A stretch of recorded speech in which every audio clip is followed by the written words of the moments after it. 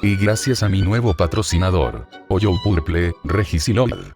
Novela web gratuita. De Apostate Ingrid Fantasy. Para aquellos que preguntaron, la novela web está disponible en Webnovel y en la página principal del usuario. Dejen una reseña si lo desean. El nuevo objetivo es 20 reseñas. Próxima actualización. Por anunciar. Patreon.com/Parcasius. Enlaces de libros. Destinado Legaki Dark. Nuevo libro. Disponible en Amazon. Eliminar guión en el enlace. Reflexión del registro del superviviente. Amazon.com/dp/b08bddgn7z.